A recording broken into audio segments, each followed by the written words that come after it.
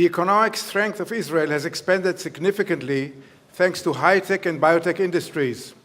And Mr. Gvriel Mron has led a number of companies related to the medical devices industry. Given Imaging, founded by Mr. Mron, earned its reputation for the development of the capsule endoscopy. One can really plainly say that in the case of Given Imaging, when imaging was given, imaging was taken. And since then, it has become widely recognized. Developing innovations in healthcare is a great benefit to Israel's economical strengths. Mr. Mron, please. And what I'll do today, I'll talk a bit about the macro side of it, and then I'll go into Given Imaging as an example, the micro, and then we'll go back to the macro and we'll see what do we need to do, or what I believe we should do as a country to make some changes in order to allow more innovations for healthcare and more examples of companies like Given Imaging that have succeeded tremendously worldwide. So when we talk of Israel's economy, we have to have some perspective and some humility.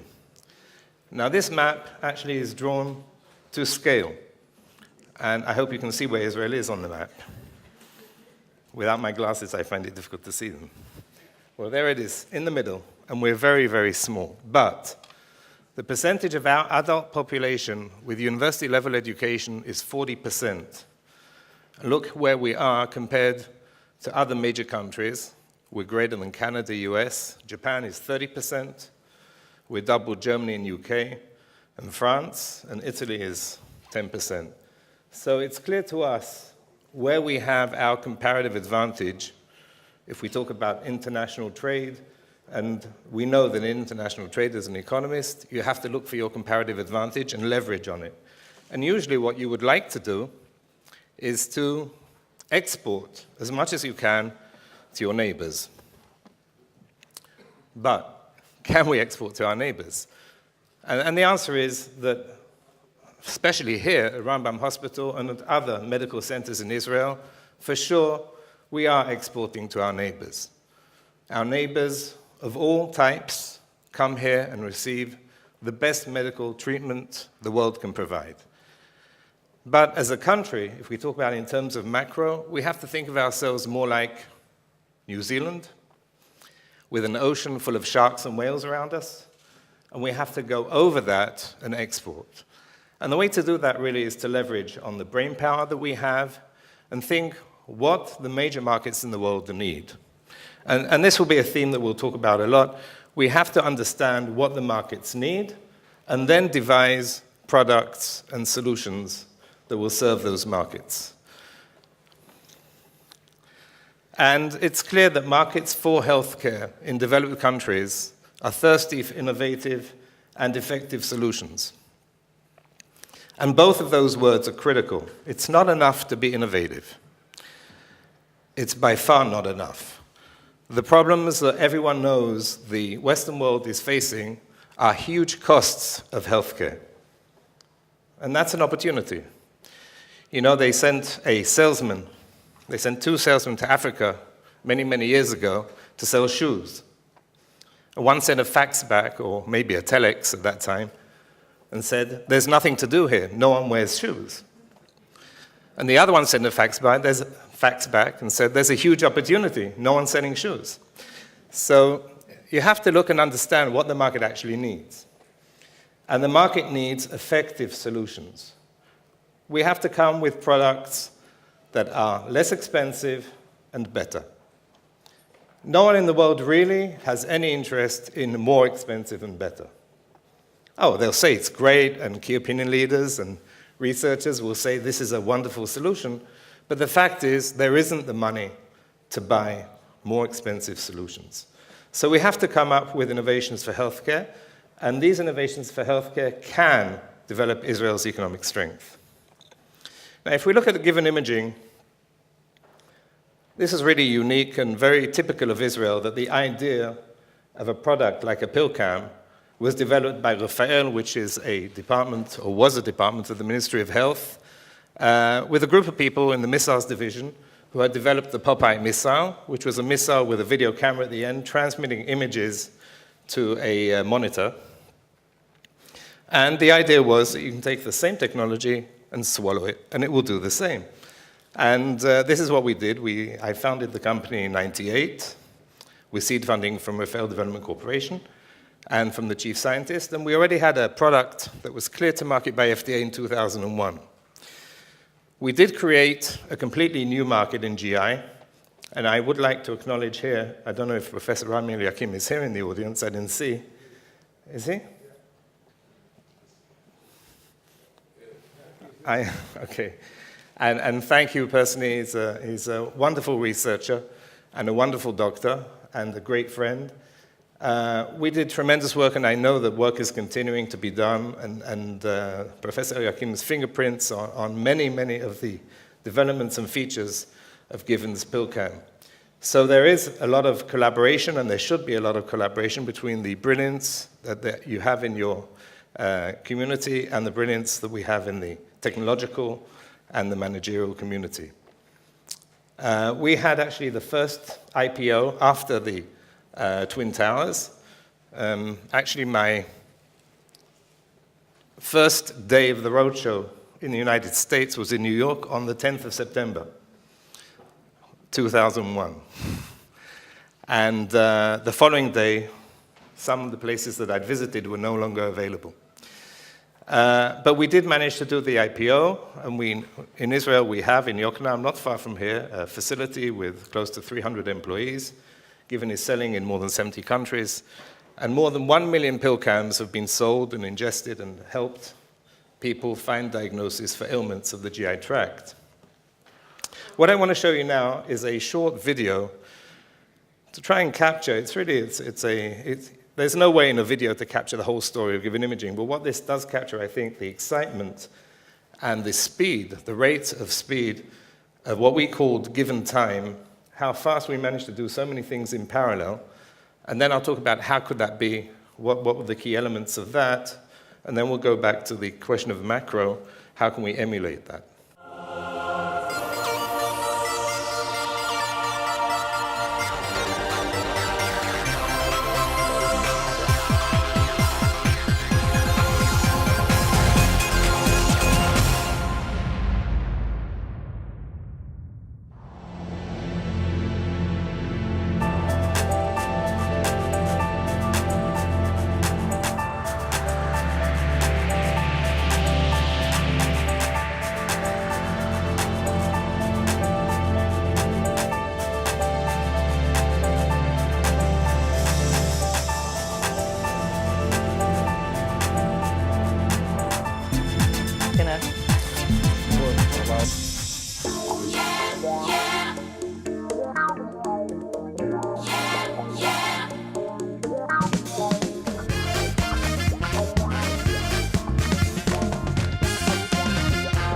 Amazing story. Camera small enough to fit into a pill. An amazing new way to detect cancer and other diseases. It's as easy as swallowing a pill.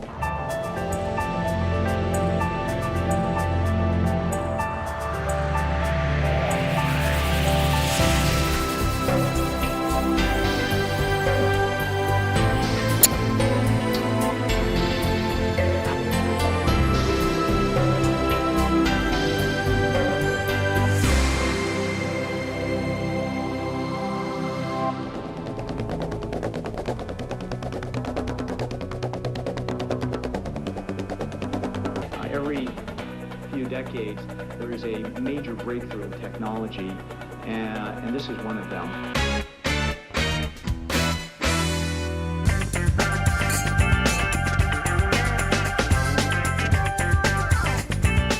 Camera small enough. Amazing new way. Amazing story. They've lived to see the future.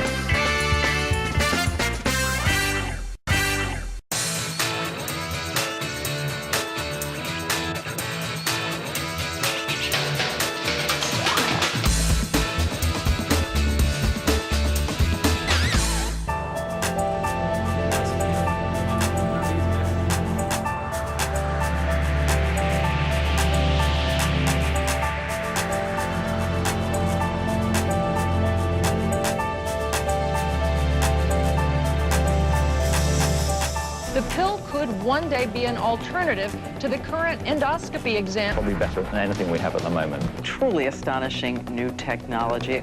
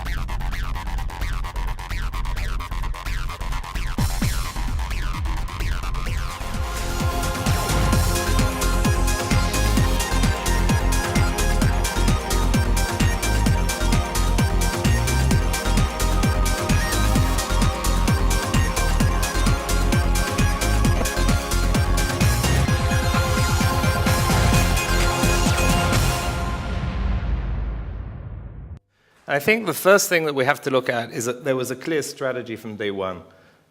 We prepared a business plan in 97, established the company in 98 with a 7-year plan. We knew what we were doing, we knew where we wanted to go, to what market we were going to sell, we knew what product we were going to sell.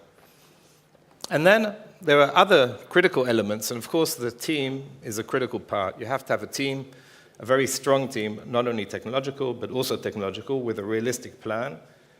The second item I mentioned earlier is a market-driven approach. The third point is the management of risk. When you prepare such a plan, you have to really get the major risks behind you before you move and spend a lot of money, and that's the way it was managed. We went for a very, very fast reimbursement strategy. I won't go into the details of that. There was, of course, an experienced management team. We had a determination to succeed. A lot of these elements you'll see seem to be very similar in a lot of the startups that you'll hear about. But there, of course, is a difference in the result, and we have to analyze that a bit more. There was one other thing that I introduced into Given Imaging, which was corporate culture, what I call 3 Cs. When you have a company, a very, very young company, with a subsidiary in France, in Germany, in Spain, in Australia, in the United States, the differences in cultures are huge. And we tried to create a common culture that was based on communication, commitment, and cooperation. And those are critical also to succeed on such a venture. And if we look at what do we need to do, in my opinion, to create more and more Given Imagings in Israel, so I'm going to highlight a few dysfunctions that I think that need to be dealt with. Because the R&D phase is covered very well in Israel with funding coming from the government, the chief scientist. But once the R&D phase is completed, companies are pretty much on their own, and that is when they need more funds. And at that point, they're really without much government support.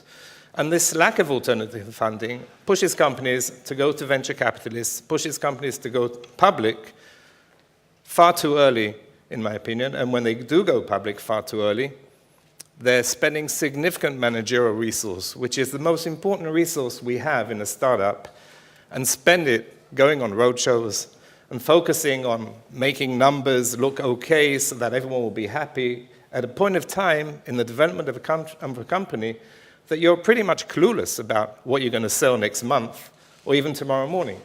And you still have to play the game that you really know what's going to be in the future. And we know to whom prophecy was given. Additionally, what we're seeing is that VC funding really is built to look for exits and quick exits. And they're not building companies to lead markets in a sustained manner. Now, Given Imaging is not an example of such a company. And one of the big reasons for that is that it isn't controlled by a venture capitalist. And there hasn't been an urgency to have a quick exit at Given Imaging. And Given Imaging had a vision to be a leader in the GI market, and it is. 10 years later, it is a leader in GI. If it was VC controlled, it would probably have been sold 5, 6, 8 years ago. And it would be similar, maybe, like the R&D centers. We have tremendous R&D centers not far from here for companies whose brands are international and controlled not by Israel. So as a country, what we've done is we've created, in my opinion, a mistaken concept of billing hours. We're selling R&D hours through our R&D centers. We're selling our hours spent establishing startups because of early exits, instead of creating equity, which is what will really make a difference to the Israeli economy. And we don't achieve sustained market leadership in any area as a result of that.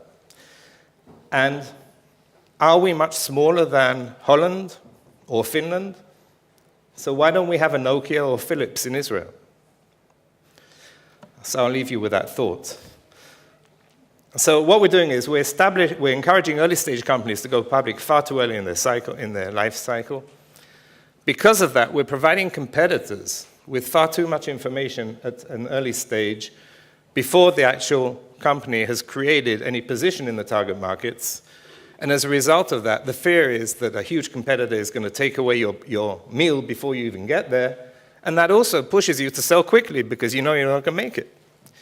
So this is the vicious circle that we've created, and I would urge anyone who's listening who can do anything about it to do something about it.